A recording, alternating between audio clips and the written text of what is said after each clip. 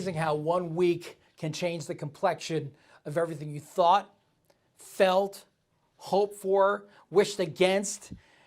Man, fantastic. What a great Sunday it was.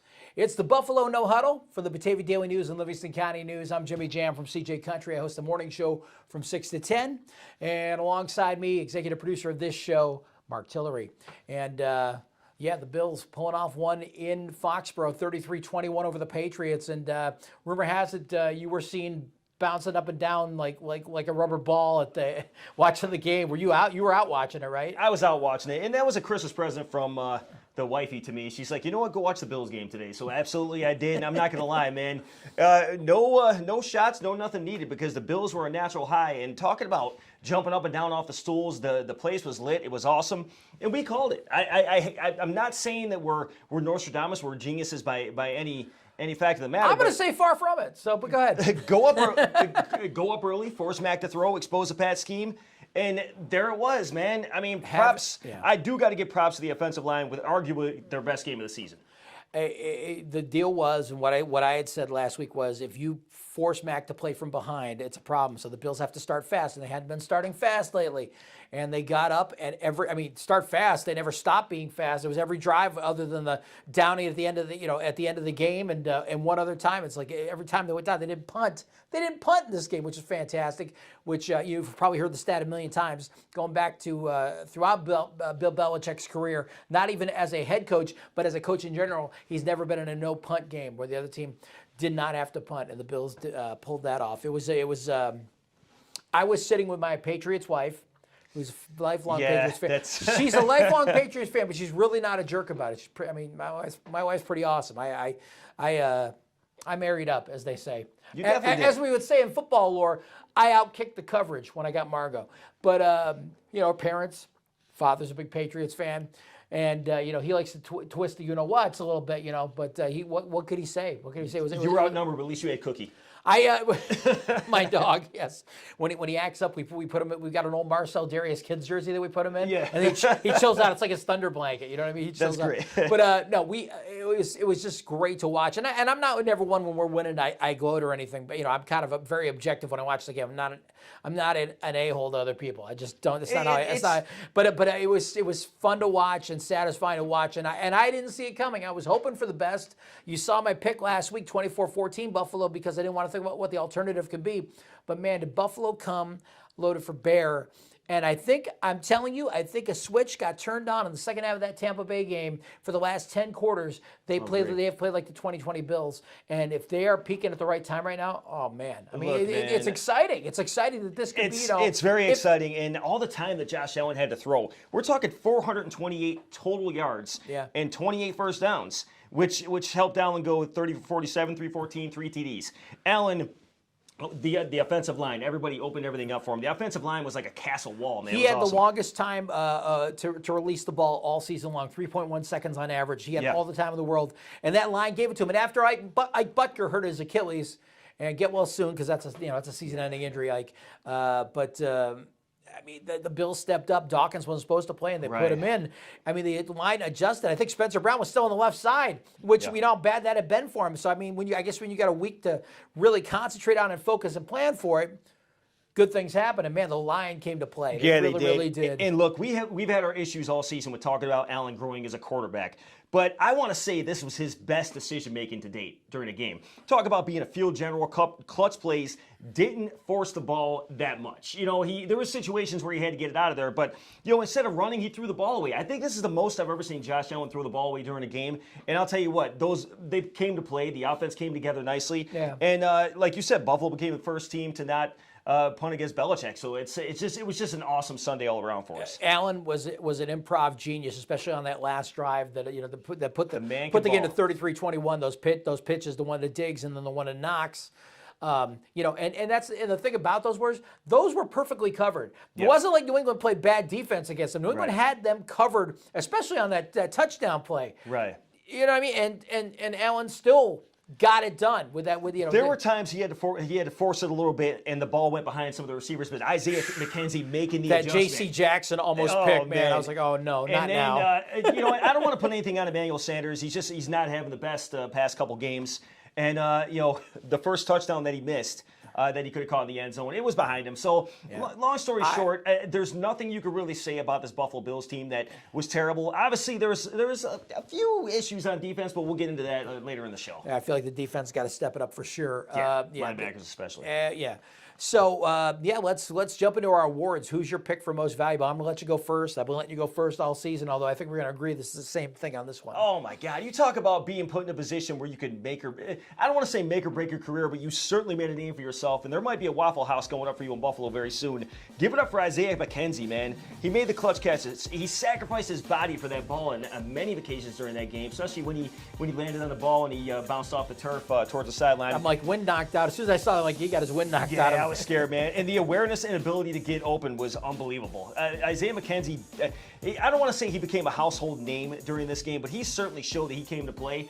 And Cole Beasley, hey, that's your job right there. Forget what his name is and the significance of that. Let's talk about the fact that 3 weeks ago he was in the doghouse on that kickoff return where nobody touched him and he fumbled the ball away. Yeah. And I was on him, but good for the bro. I gave him the bro seriously a few weeks ago, and Isaiah took this as an opportunity to step up. He showed he had those hands. I just like everything about this guy, the way he carries himself. He dealt with that adversity and stepped up, and wow, when put into a spot where they needed him to perform, because it wasn't looking great without two of our receivers, he came through in a really, really big way. He really did. Fifth year in the league. So, I mean, we got plenty of time left with this guy, and he's only going to grow with Allen. And hopefully this is one of those players that just keeps growing and we see around for a while. If they can get him for a new deal, it'd be interesting to see what he signs Let's for. hope so. Absolutely. My choice also is for McKenzie. McKenzie was just fantastic, and he just laid out and caught a lot of great balls. He got open.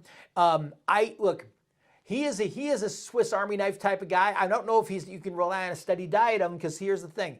New England didn't have a lot of film on him, I'm sure. He only caught 7 balls this season. Yeah. So you know what I mean? Sometimes you get found out after a while when you play a certain way. You know what I mean? But to use him in spot duty, yeah, I love it. I mean, we need to use him. And also what you talked about Beasley and the other receivers, I got thoughts about that too coming up a little bit. It showed at least there's another weapon in case Beasley were to go down, or in case this stinking COVID comes around and gets one of our boys again. But there was some missed opportunities. There's some points left on the field, but I just love the gusto with this team, and I love how McKenzie just stepped up and played some ball. Man, it was awesome. Nick Ficarella, the Pizza Making University.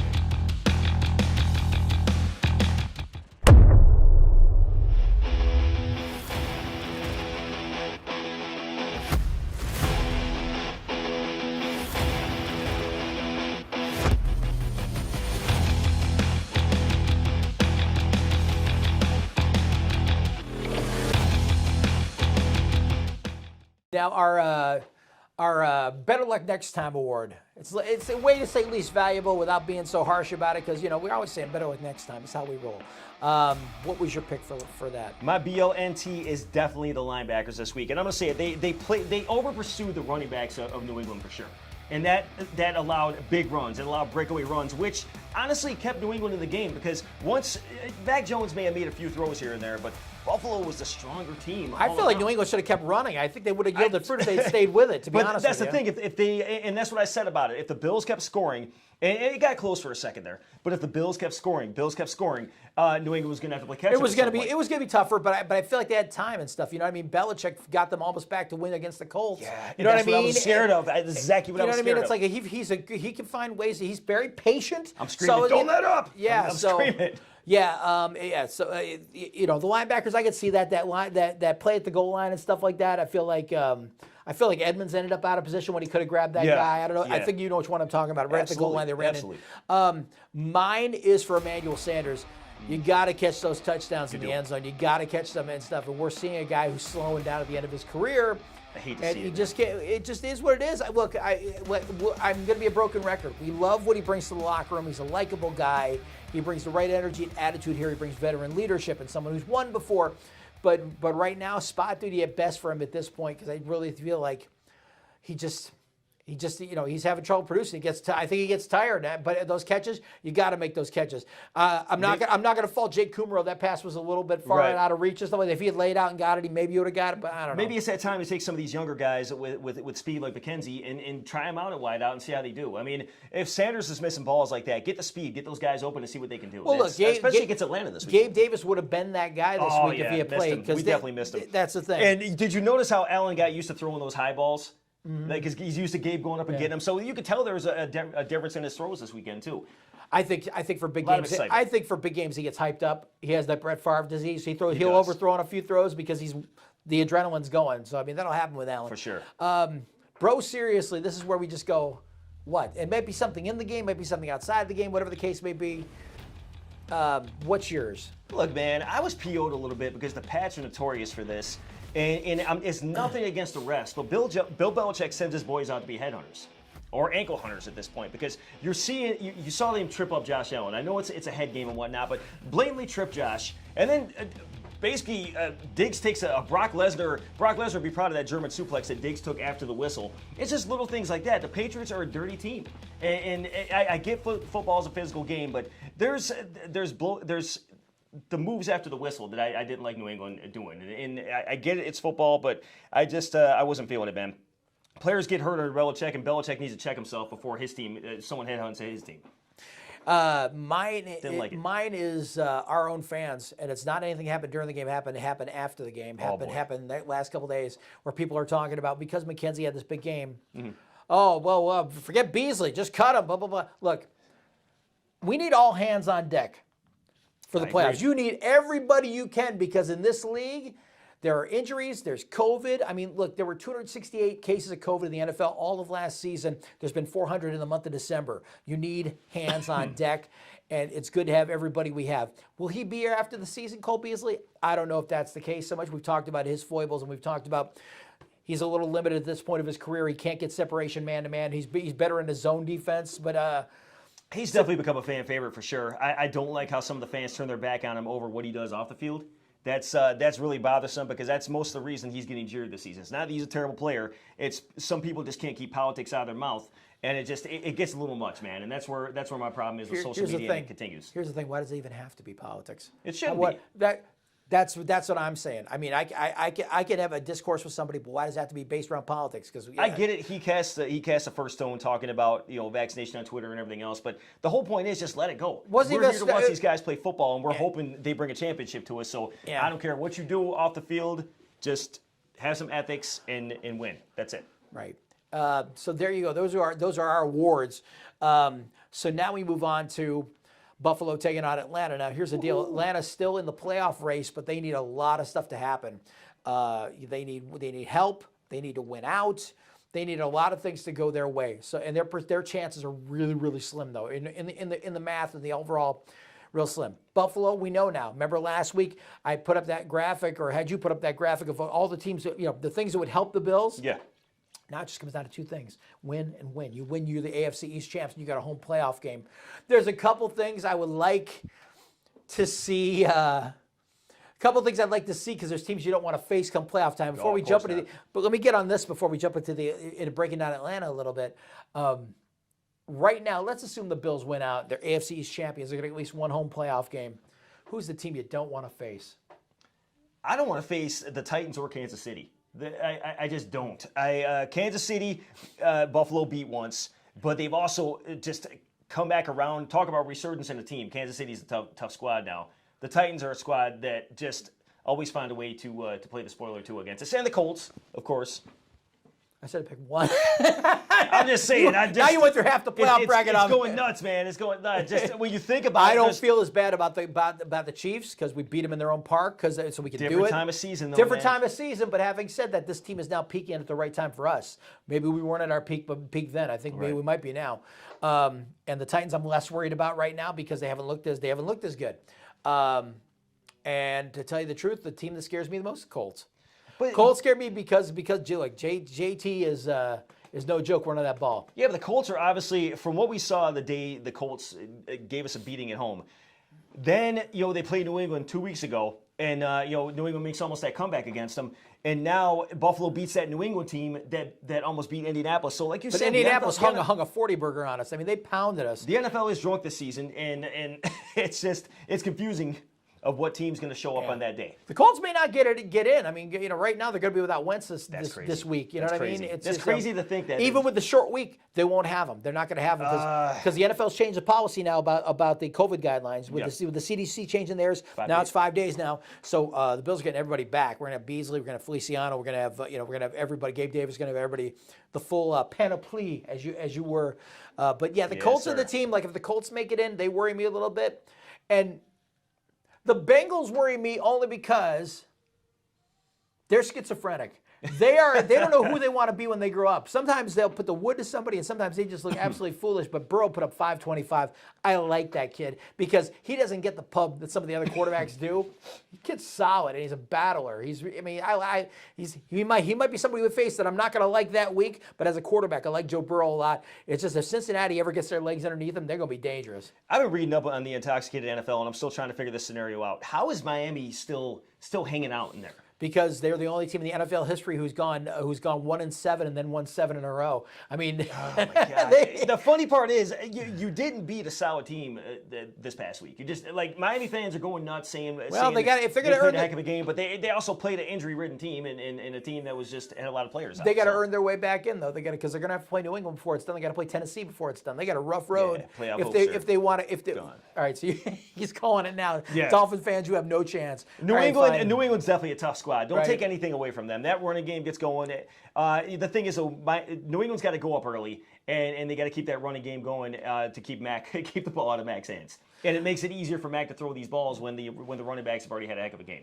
So with your intel, I know you took some notes on Atlanta this week. I mean, the guy I think of right away, obviously Matt Ryan, a career player there, but not having he's having a decent year, not an amazing year. 94 passer rating. He's got 19 touchdowns, gets 11 interceptions, and Kyle Pitts is a revelation for that team. Like if Ryan goes after the season, he's got 1 year left, but I almost feel like Pittsburgh's waiting in the wings for him. Yeah. If he goes to the Pittsburgh Steelers, look out for the Steelers next year. If he goes my goodness, can they just go away already? But the point being, if he's a replacement for Ben, can you imagine Matt Ryan on a Steelers team with those receivers?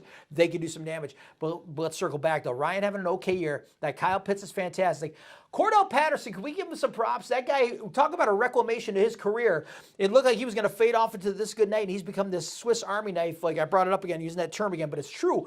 You want him to run the ball, fine. You want him to be a receiver, fine. You want him to run special teams, he does it all, this guy. Utility. And he's had a great year for them. Huge for them. Utility player. That's the key. You got a player out there that can do everything. I mean, you're definitely he's playing a decoy on that side of the ball for sure. You know, is he going to run it? Is he going to go catch it? Like either way, Matt Ryan has some weapons, but I just don't see the Falcons being a super powerful team to take down Buffalo. But we'll talk about that one. Defensively, let's talk about that though. Where is their Achilles heel? I know they give up more yards per Falcons, game than the Bills do. They've struggled with passing this season. They allowing 244 passing yards per game.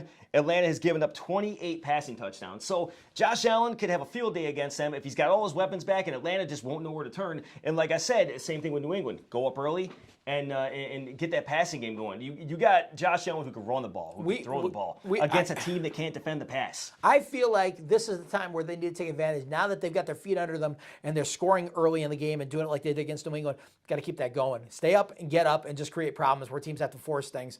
Make Matt Ryan look ordinary if you can. I mean, he's still got some gas left in the tank. He's still got gas in the tank, but not with that team. That team just does not allow him to be the guy he can be. But in the history of the NFL or history of just any given day, like any team wants to play spoiler. So Atlanta wants to go out there and ruin Buffalo's homecoming against all these fans because Buffalo gave one hell of a Christmas present to the Bills Mafia for sure. I feel like, here's the thing, some people would say trap game or to them to lose to Atlanta would be the most Billsy thing ever. I don't see it on this Sunday coming up with the weather going to be like it is. It's not going to be it's got to be horrendous, but 50% chance of snow. Wintry mix. It may peter out before game time, but 24 degrees for the temperature and stuff. You know what I mean? It's like Atlanta. This is one of those face slapper games. Atlanta's going to get off the bus and it's like, wow. And the thing is, our boys will be out there with no sleeves on or nothing, just taking in the snow and making snow angels and stuff. So you got to love about these players, man. They've adapted to the climate, they've adapted to the culture, and man, let's just get that win on Sunday. To me, Atlanta has played enough. Look, with the Bills lost to Jacksonville, I get it, but the Falcons have played enough funky opponents this season that aren't good and played them close, like Detroit, who's getting it together a little bit. And some of these other, but they played some weak teams and looked bad against them. Right. In 7 and 8, that's their lot in life. They're not going to have they get an outside shot to have a winning record and maybe get in the playoffs. But other than that, Let's put it this way: we're past the days of too legit to quit. thank you. Let's go with our predictions. What do Bobby you think is Hebert going to did a happen great here? job. Bobby Hebert, wow. Scott Miller, Oh, we can go there. Andre Rison, let's go back there. Steve Bartkowski. You know, I love that I go back team, further but than you we got- can. I missed the '90s football. It was fun. MC Yes. Hammer on the sidelines. Yes. He was the normal Jackson Mahomes back in the day. But we digress. Let's get to our pick. What do you got for the game? The Bills keep up this momentum in the play calling from last week. The Falcons could be throwing fits in the first half. I honestly think if the Bills go up early, and with the notes I said about 244 passing yards per game, giving up 28 passing touchdowns this season, with the weapons Josh Allen has, I don't see Buffalo losing this game at all. I see them going up early, and I see just a beautiful homecoming in Highmark Stadium. And my prediction, in all honesty, I'm giving a 31-17 victory to Buffalo. Okay. And those points are coming late to Atlanta. Okay, I can see Atlanta maybe getting to 2 touchdowns, but right now I'll take Buffalo 24-14. The only reason I won't give the Bills more points is, we'll see what the weather looks like on Sunday and how that plays into the mix and everything as far as the snow and how cold it is and stuff. It could be, but I'm gonna say 24-14. But who got some key first downs for us this week? It was definitely Moss and Singletary balling out. So again, they didn't put up career numbers, but again, you got all this team working together. If they There's work a little together more of a like they running did game against New happening. England, if they work together like they did against New England, Atlanta doesn't have a shot, especially at home. Like you said, they're getting slapped in the face with the weather alone. Wait till Josh slaps them around a little bit. Choose a school where the arts come alive, where science and technology thrive, to create something extraordinary. No matter which path you choose, GCC gives you the tools to start your next journey. Because when you choose GCC, your time is now.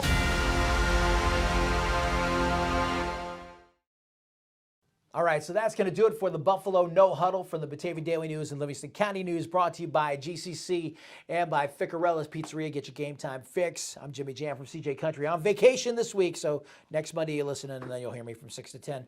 Mark Tillery, executive producer of the show, and the dapper guy. Well, I look like I fell out of the hamper, but I'm comfortable, and that's important when you're on vacation, being comfortable. Last but not least, I want to give a shout out. Watching me. I would like to give a shout out to the friends and family of John Madden, NFL legend. I was lucky because I grew up in every phase of Madden. As a coach, I remember him as a coach. Yeah. Super Bowl 11 is the first Super Bowl I ever watched when they beat the Vikings 32-14. So I remember him as that. I remember him as the pitchman. I remember him as the broadcaster. I remember him as the video game guru. And just here's a guy that it's hard to find a bad word about John Madden anywhere from the people that whose lives he came in touch with. And I suggest you watch the All Madden documentary. It's available now. You can get it on Tubi. You can get it on Paramount Plus. You can get it on ESPN Plus. Watch it because it's a fantastic watch, and it's fitting that he got to watch it on Christmas Day before he passed with his family. Wow. So, to the memory of John Madden. Rest in peace, Coach. That is it for Buffalo No Huddle this week. Enjoy yourselves. Enjoy the rest of your week. Have a happy new year. We're going to talk to you in 2022. And go Bills. Go Bills.